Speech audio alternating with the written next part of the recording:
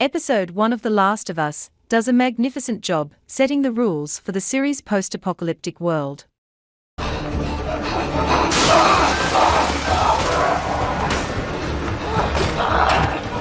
The episode opens with a creative explanation of cordyceps fungi and why they might threaten humanity. Then, we jump to 2003, where we get to meet Joe and his daughter Sarah.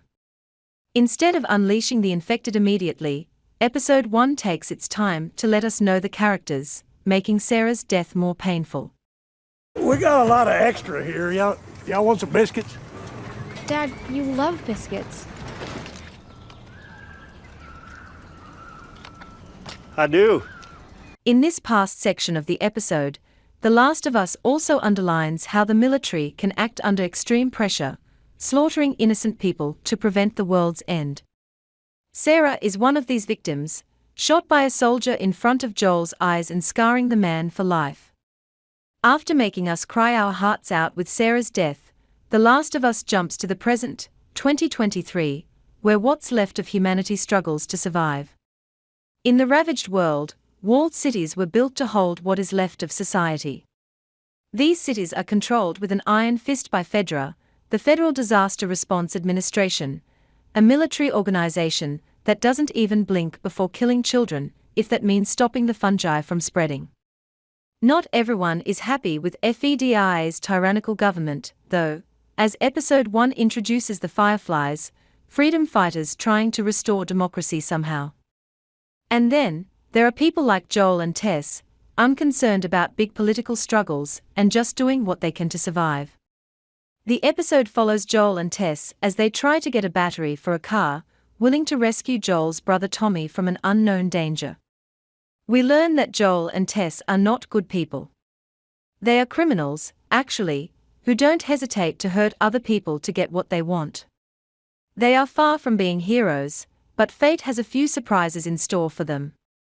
Because their quest for transport leads them to the Firefly headquarters, where freedom fighter Marlene is planning to take Ellie out of the city.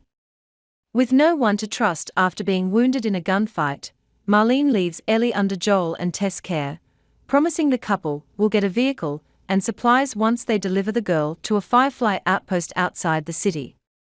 The couple agrees to the terms, unaware that Ellie is immune to the cordyceps. Why is Ellie so important to the Fireflies? While Joel, Tess, and Ellie escape the city, they bump into a Fedra guard that tries to arrest them.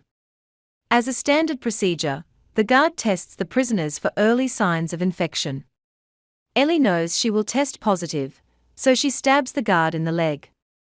The guard grabs his rifle and points to Ellie, prompting Joel to get between the angry soldier and the young girl. The guard tells Joel to move, but he cannot stand still and watch a soldier execute another teenage girl in front of him.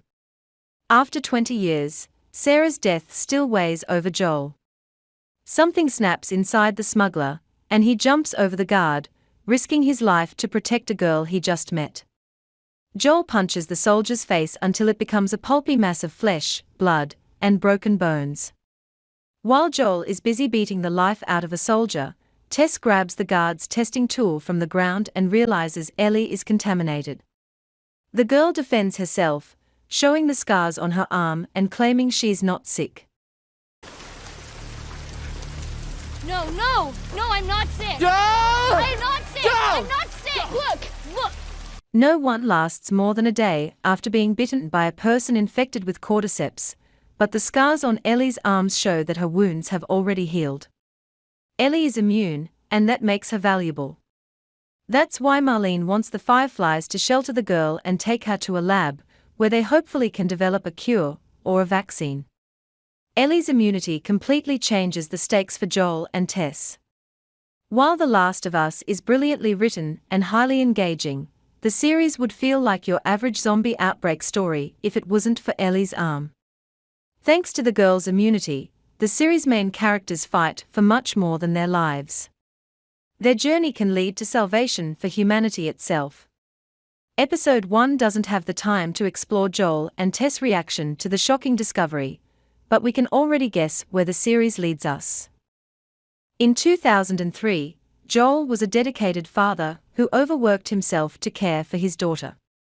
After 20 years of surviving in the apocalypse, Joel became a violent man for whom the ends justify the means. Ellie's arm gives Joel a chance to take a step back and reflect on his choices. It also gives Joel and Tess a reason to care for Ellie and see the girl as more than an asset to be traded for other resources. Ellie's arm represents hope in a world so broken that good people cannot survive. And by saving Ellie, Tess and Joel can have redemption for all the bad things they've done. It's an exciting perspective, and we can't wait for next week's episode to explore the consequences of Tess and Joel seeing Ellie's arm. New episodes of The Last of Us come to HBO and HBO Max every Sunday.